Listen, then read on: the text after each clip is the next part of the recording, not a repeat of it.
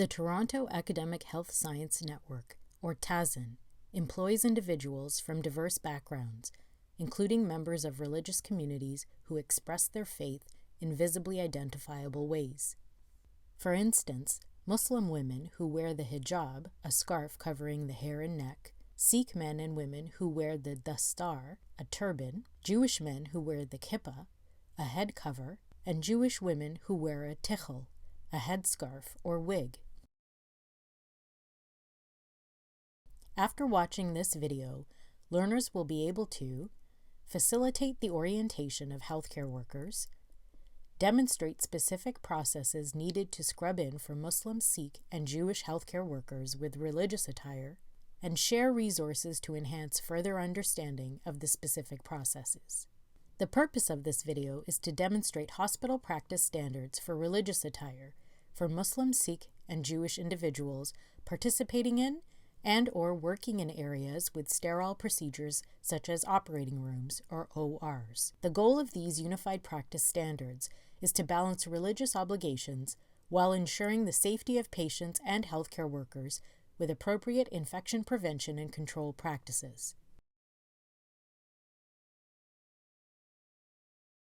Fatima is a first-year resident of Muslim faith in general surgery who wears a hijab.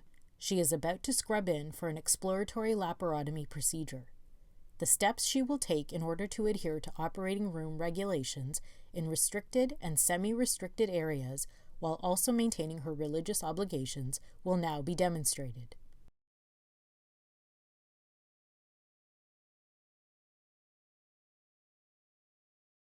To preserve modesty and cover the arms down to the wrists, Fatima may wear a lint-free long-sleeve t-shirt under her scrubs. Alternatively, she may wear a hospital-issued scrub jacket over her scrubs.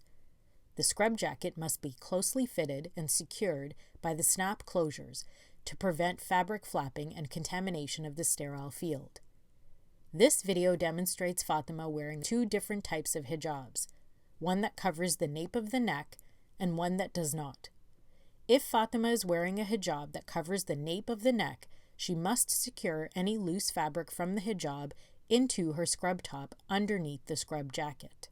The long-sleeve t-shirt or scrub jacket must be changed and laundered daily and reserved for use only in sterile areas.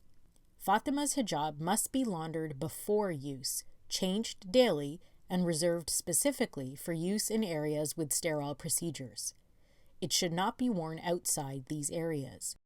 The hijab must be well secured, have no adornments such as beads or sequins, and be of a non-lint producing fabric such as spandex, lycra, polyester, or nylon. All hair must be fully contained within the hijab. If Fatima's hijab does not abide by the operating room dress code policy and/or is not reserved specifically for operating room use, she must wear a disposable surgical hood over the hijab. The hijab should be completely contained within the surgical hood. Alternatively, if the hijab does not cover the nape of the neck, a disposable bouffant cap may be worn over the hijab instead. Fatima must change into a pair of shoes dedicated for OR use only. These shoes must have closed toes, be secured at the back, have low heels, non-skid soles, and be easy to clean. Shoe covers must be worn over the shoes if splash or spills of bodily fluids are anticipated. These covers must be removed or changed when soiled or when leaving the department. Fatima must remove all jewelry from hands and arms prior to entering the OR area. Her nails must be clean, short, and free of chipped or cracked nail polish. Artificial or acrylic nails are prohibited. Fatima will inspect her hands and arms for any cuts or abrasions. She will then ensure that the appropriate personal protective equipment is donned. This will include eye protection and a surgical mask or fit-tested, seal-checked N95 respirator that covers the nose and mouth. For the surgical scrub, Fatima must pull the sleeves of her long-sleeve t-shirt or scrub jacket above the elbows. This means brief exposure of her arms during the scrubbing process. Attempts should be made by the institution to provide a private space, if required, during the surgical scrub. For instance, a mobile privacy screen or curtain by one of the sinks to preserve the healthcare worker's modesty and prevent exposure of the arms in public. If this is the first scrub of the day, or if hands are visibly soiled, Fatima must pre-wash her hands and arms to the elbows using soap and warm water to remove the debris. Hands and arms should be rinsed from fingertips to elbow, with hands kept above elbows to allow water to drain away. Next, Fatima will use a hospital-approved nail cleaner to clean under the fingernails of both hands. This step only needs to be completed for the first scrub of the day or if nails are visibly soiled. When complete, she will dispose the nail cleaner into the sharps bin.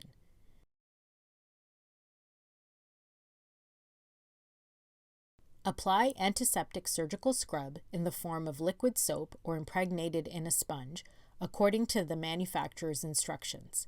Then, using light but firm pressure, scrub the fingertips of the first hand on the palm of the other hand in a back and forth motion for 40 strokes. Rinse the fingertips intermittently. Next, scrub each finger and thumb for 10 strokes on each of the 4 surfaces. Remember not to retrace any area once it has been scrubbed. Join fingers and thumbs side by side and scrub the palmar surface of the hand for 10 strokes. Repeat on the dorsal surface of the hand for 10 strokes. Next, scrub the thenar and hypothenar aspect of the hand 10 strokes each. To scrub the forearm from the wrist to just above the elbow, it is helpful to mentally divide the forearm into thirds. Starting with the distal third of the forearm, scrub each aspect of the arm for 10 strokes. Repeat on the middle third and proximal third, ending the scrub just above the elbow. Do not retrace an area once it has been scrubbed. Repeat these steps to scrub the other hand and arm.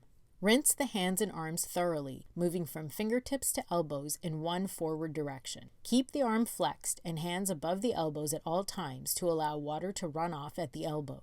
Ensure there is no skin contact with the taps or sink. Let excess water drain into the sink before entering the operating room. After completing the surgical scrub, Fatima is ready to enter the operating room and don her surgical gown and gloves. Attempts should be made to minimize the exposure of arms for hijab-wearing individuals who want to maintain modesty between completing the surgical scrub and donning the surgical gown. For instance, by providing a mobile privacy screen or a separate area in the OR to don the surgical gown.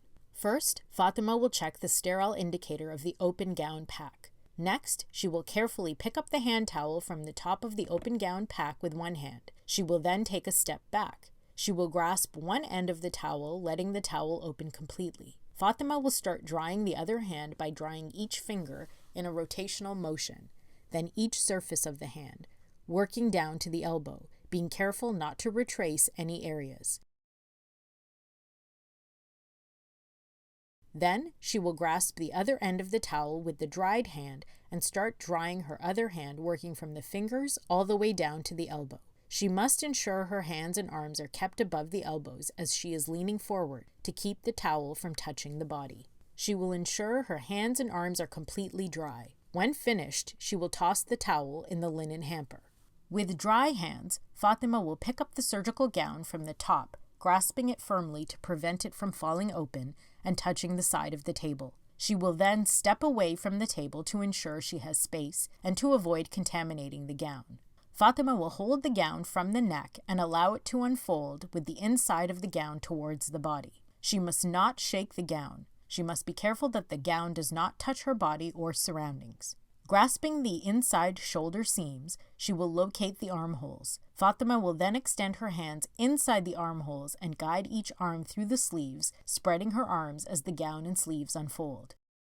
She must not allow her hands to slide past the sleeve cuffs and must ensure her hands and arms remain above waist level. A circulator will then assist her in securing the gown at the neck and back with ties or Velcro.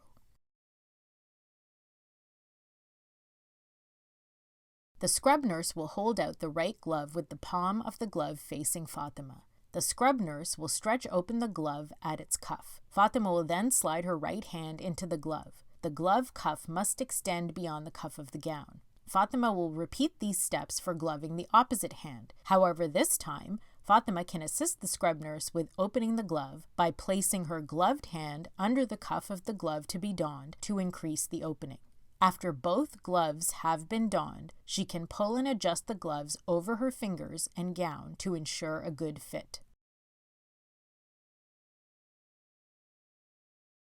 Fatima must ensure her hands remain inside the gown cuff throughout the gloving procedure. With her hands inside the gown cuffs, Fatima will grab sterile gloves from the circulator, making sure not to touch the external wrapper.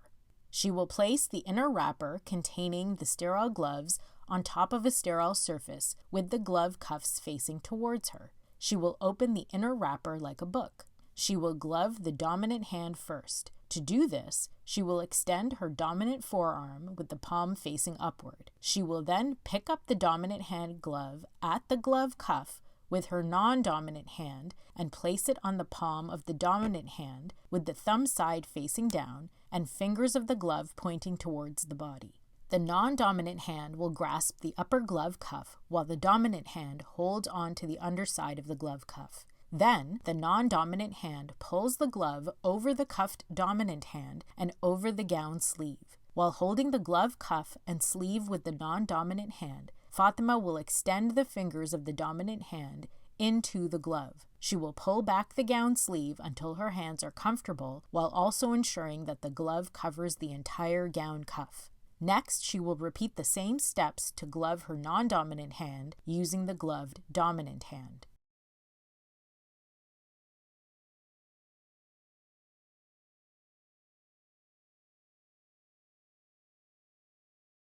Fatima will untie the tie located at the front of her gown, holding on to both strings. She will then pass the right-sided string, which is the longer string, to the scrub nurse, who will grab hold of its tip.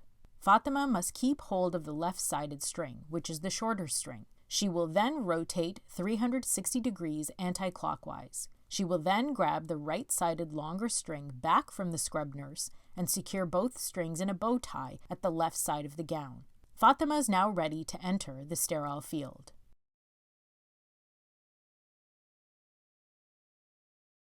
After the case, Fatima will untie the front tie of her gown. Then a circulator will untie the neck and back ties of Fatima's gown. She will then grab the gown at the shoulders and pull it down and over her arms and gloved hands. Keeping her arms away from the body, she will fold the gown such that the outer surface of the gown is folded in. She will then discard the gown into the soiled linen bin.